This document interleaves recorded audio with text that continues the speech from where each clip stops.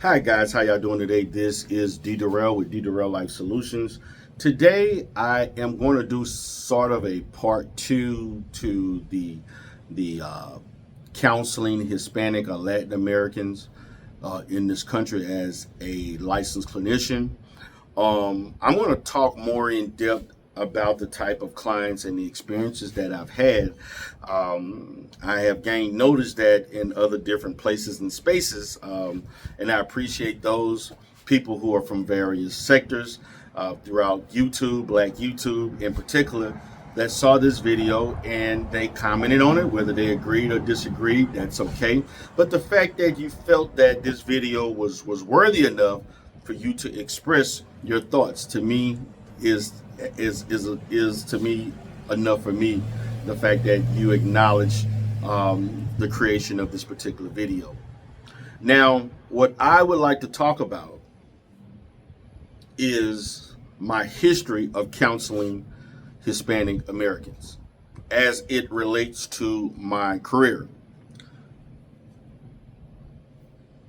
As a Black American who happens to be a licensed therapist, I grew up in a state, Louisiana, which is predominantly, I would say, 65% white and about 30 to 31% black, and then everything else other, maybe Indians and other things, as far as 10% of other different groups.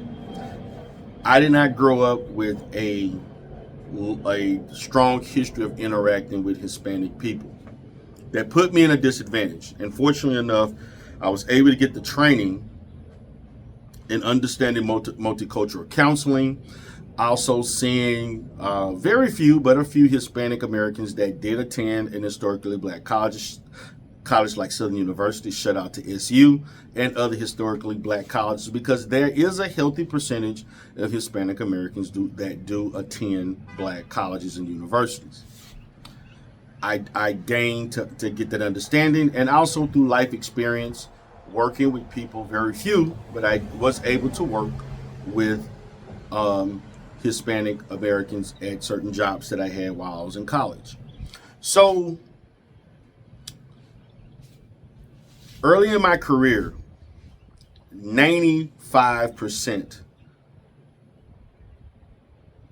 I want to say about 90 to 95% of my clients, when I was engaging in paraprofessional activities and as a master's level counselor providing services, 95% were black. And living in Baton Rouge, this was a black city. Okay, so, and Baton Rouge is about 55% black. So most of my clients were black. Very few were white. And I may have had maybe some Native American, maybe a couple of Asians, but I don't remember having any Asian. I'm sorry, I didn't remember having any Hispanic American clients until my last year at my last job that I had in Baton Rouge, and that was the first Hispanic client that I had was a Puerto Rican woman who was actually married to a black man, and she had kids that were mixed black and Puerto Rican. This lady was a very, very nice lady. She had a lot of family issues, and she was stressed out with her son having severe, very, very severe mental health issues. This lady, she was Puerto Rican. She was bilingual, and she was married to an African American man for well over 30 years, and she was very comfortable. And from my perspective, she was highly involved in African American community, although she maintained her Hispanic heritage and the way she did things, and she would visit home and things of that sort. But most of the people she affiliated herself with, as it relates to friends and religion-wise and just social group, family and all of that, she interacted all of them were mainly black, and she didn't go about trying to mimic being an African American woman. She maintained her culture within herself, and she just so happened to be of Puerto Rican descent. Okay, um, I did notice from her in my interaction with her that there were some, because she was Catholic, and there were some religious things that come up. Just there's no different that when I'm counseling an African American woman and our man that may bring up religion as far as being Baptist or Kojic Church or non-denomination, no different. But she did bring up those things. For the most part, she did bring up her upbringing. She did bring up things as far as living in Puerto Rico and migrating to the United States. And she was attracted to black men, and she dated black men, and she chose not to date men of her culture, and she married this man. And so she talked about those things, and she talked about not she talked about not that she had issues raising children who were black, but she had some issues understanding certain things of growing up black and dealing with the racial hostility that her kids had to deal with. She could not relate to that growing up in a country that's actually a territory of the United States where she didn't have those issues. So that did affect her parenting. Okay, and so, but for the most part, she was a very comfortable acclimating herself to American culture, and particularly in the African American community. Um, I would like to say I didn't see another. That was the only Hispanic client that I ever had. Then when I moved to Texas, that changed. When I moved to Texas, I would say probably about 30 to 40% of my clientele and my training were of Hispanic descent. Um, I was intrigued by the diversity amongst the Hispanic community. The diversity as it relates to religion, the diversity as it relates to those who were um, coming from other countries, particularly Mexico, Honduras, Guatemala, and then also those who were living in Texas since Texas was a country. Like their family line, they've always lived in this northern Mexico territory, and they never necessarily lived south of the border, even to the time when Texas seceded from Mexico and became their own country. They don't necessarily they carry the culture, okay, but they don't necessarily have the Mexican, let's say, Mexican national experience. I've had people that had that lineage. And then I had those who families have been here for second, third generation, and then those who were here illegally, and those who are here illegally that's been here less than 5 or 10 years. So there's those that was the diversity in itself. So unfortunately, in this country, there's an issue where people love to put people in a box and want everybody to of a certain culture to fit a certain box.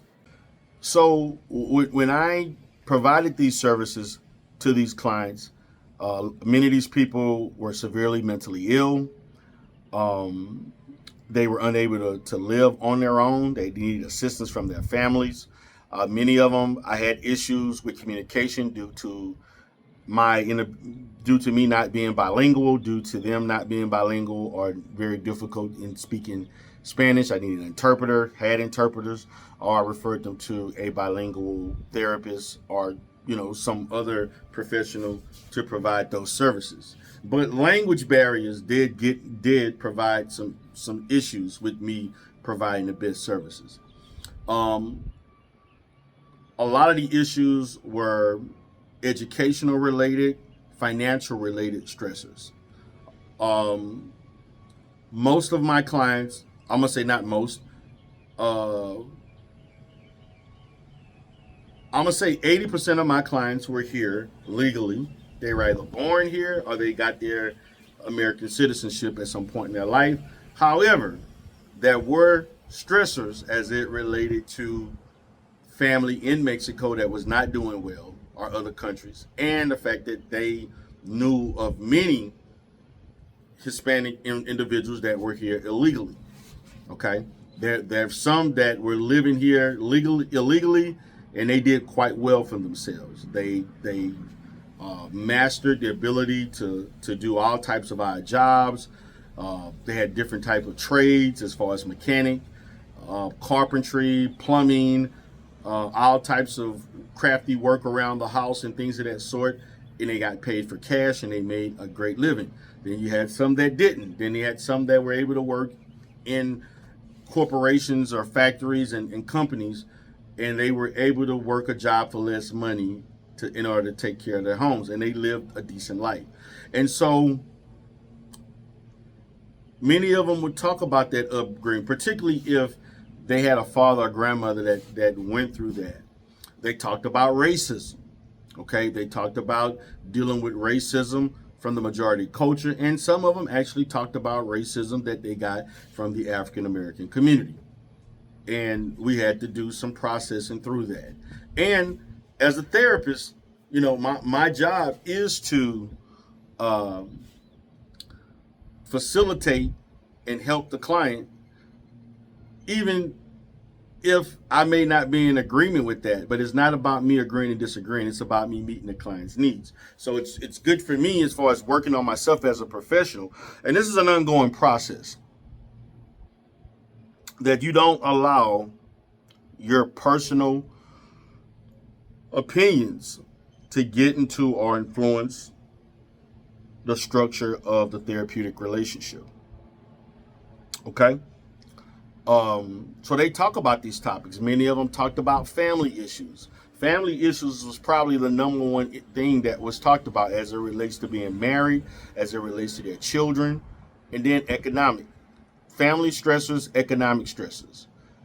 Many Hispanic Americans felt burned out or stressed out with trying to meet the needs of their family, particularly if they were at a point where they were dependent, the family was dependent on them, or they were of a certain means or certain economic status, and it was almost an expectation for you to help others. And this goes for immediate family and extended family if you were able to do so. Many of these people, they accepted it, but didn't know how to cope with it long term, particularly if it was weighing on them. They didn't know how to communicate. They didn't know how to say no. I literally had to counsel and provide therapy to assist people with standing up for themselves through role play and therapeutic simulation, behavioral simulation, and things of that sort, to help them communicate and provide boundaries within the confines of their culture. And in some of those situations,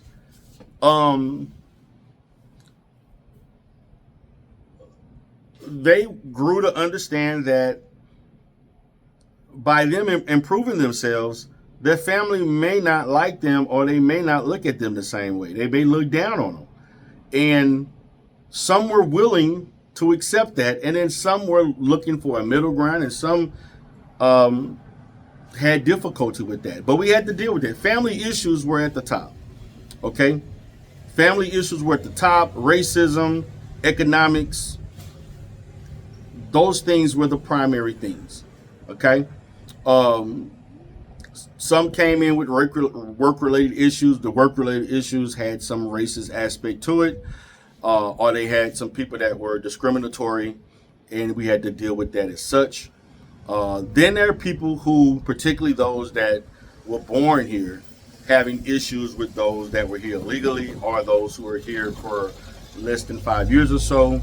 And there was a disconnect as it relates to those that were not indigenous here, not learning English and not wanting to improve themselves so that they can be more marketable and more self-sufficient, because many of the younger Hispanics that I counseled, particularly those that were like 40 years of age and younger, that were here or born here, they saw English as a gateway to earning more money, and they felt like those who were so cultural, that had such cultural pride, failed to understand that learning English is a avenue to excelling and being more successful in this country. And some did not understand that, and that was a conflict as we talked about family issues. Um, I encountered some very, very, you know, in my opinion, very interesting um, situations. I mean, I've had situations where I had people who were born here that thought they were born in Mexico that were actually born in the United States. I had one situation where I had a young Hispanic young girl who didn't know she was an American citizen until she was like 6 years old, and the family that was keeping her, because she was not being raised by the mother and dad. They had some other issues, but the family was so, they were concerned because she was actually looked at being deported amongst other family members that were in their community. And so that was a huge relief and celebration of her, of the understanding that she was actually born in a religious institution, and they had record by that religious institution that she was an American. I had other situations, again, that I saw people commenting on it as it relates to people marrying within their own culture that were illegal and not wanting to invest in them to be American based on the functionality of the functioning of their relationship. I've also had situations in which people were deported and they were gone for 2 or 3 weeks and they came back, or they would constantly battle with deportation ongoingly. Okay. I had a situation in which a couple separated. The kids went to Mexico and lived with the dad, and the mother wanted to stay in the United States. When the kids were speaking English for the most part. They were like 5, 6, 7 years old, and she was upset that they forgot this when they moved back and they reestablished their family. They decided to get back together after about 5 or 6 years. They decided to remarry and be together as a family, and the kids forgot how to speak English, and they primarily knew how to speak. They primarily knew how to speak Spanish and not English. That was a problem for her.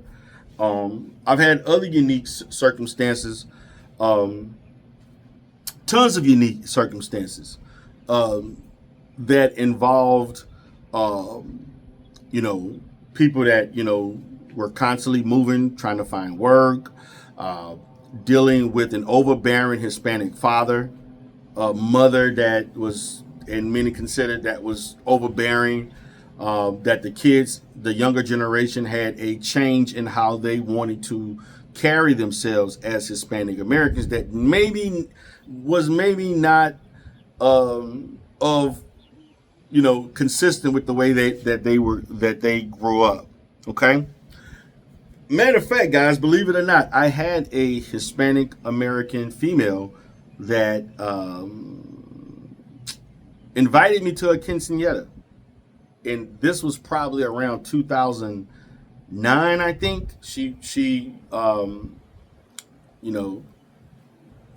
a quinceañera and things like that, and she was just inviting people, and it was an honor because I didn't think that they would do that, but I was counseling her for almost a year in school. I was going to the schools to see her, and she invited me to a quinceañera. It was on a Saturday.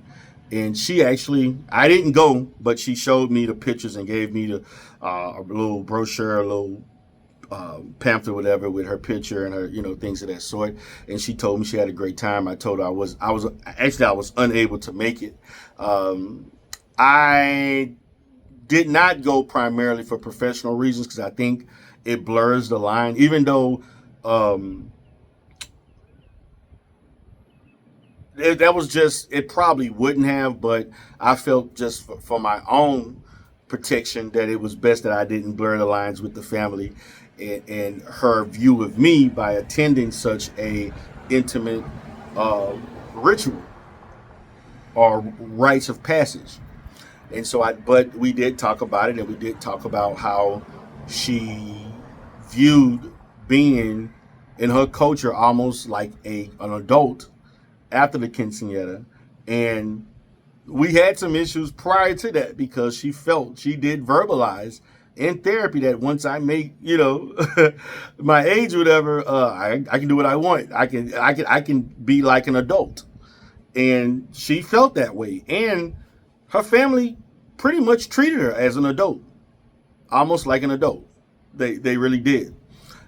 But however, in the confines of American culture, that could cause some problems, particularly truancy in school, um, you know, engaging in relationships with adults, um, teen pregnancy, things of that sort that are looked differently within that community,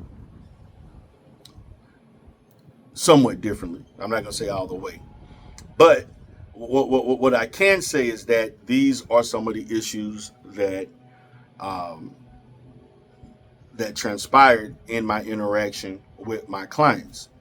I enjoyed multicultural counseling. I do enjoy counseling this population because it's very interesting. The issues that it's a challenge to me because it's dealing with issues that I may not, from my human experience, not this is not part of my everyday life, but this is part of another culture, a person of another culture, and they have unique experiences. I like dealing with unique situations from my perspective, and so I found it challenging. I found it therapeutically challenging for myself. I found it, just me from a professional standpoint, to benefit others. And the fact of the matter that despite me being an African American male, and there's not a lot of African American therapists, that they sought an African American counselor or someone that was non-white, or they chose not to have a counselor that was of their particular ethnic group. And so they went with an African American therapist, which was, to me, I guess that was great in my behalf. They gave me the opportunity to do so. And I've even dealt with issues as it relates to interracial dating. As I talked about, one of my first clients, Hispanic clients, she was involved in an interracial relationship with a black man. I've dealt with all types of situations in which colorism was an issue. I've dealt with issues of darker Hispanics being treated a certain way, being looked upon a certain way. The reinforcing of lightening the race, per se, lightening the skin, being lighter skin perceived a certain way, darker skin being perceived another way. There are other communities that also have that same issue. I dealt with Indian and Pakistani Americans who also would talk about similar situations. I talked about people navigating whether Hispanic women who are like, I think they are top 2 or 3 in dating outside their race. Their experience is dating a white man. Their experience is dating a black man. That's usually their 2 choices. If they choose not to date within their own race, they choose to date either a white man, they choose to date either a black man, depending on their communities. I also dealt with the fact of how they viewed African Americans, particularly those who grew up in black neighborhoods, who mimicked the negativity and the toxicity of black culture and thought that was the norm. And those situations, the most uncomfortable situations for me as a therapist, was dealing with people of other groups, particularly, I'm just saying because I'm talking about Latin or Hispanic Americans who saw African Americans through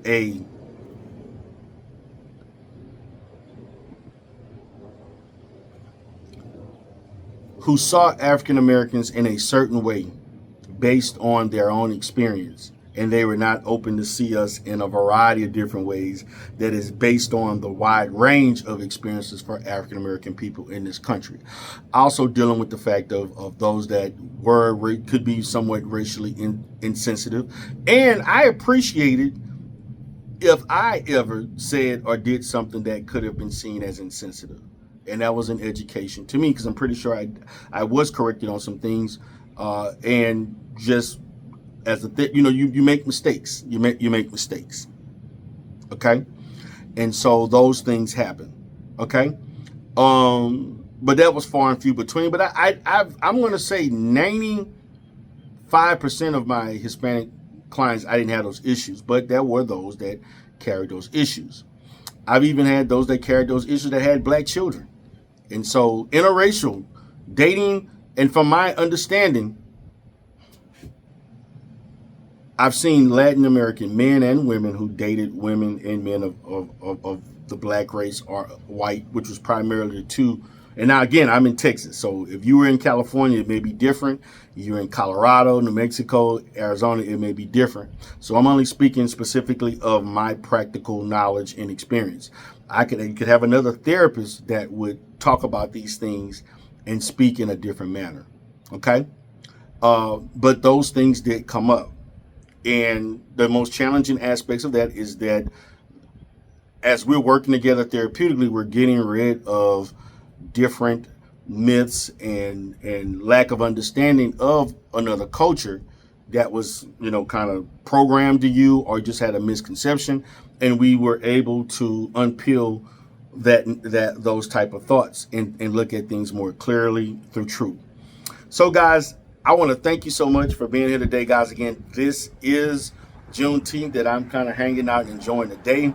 I will be going live later today, in which I will go live for about 45 minutes to an hour and speak on immigration. I will speak more about the Hispanic community through the lens of me as a professional black therapist, and just as me growing up,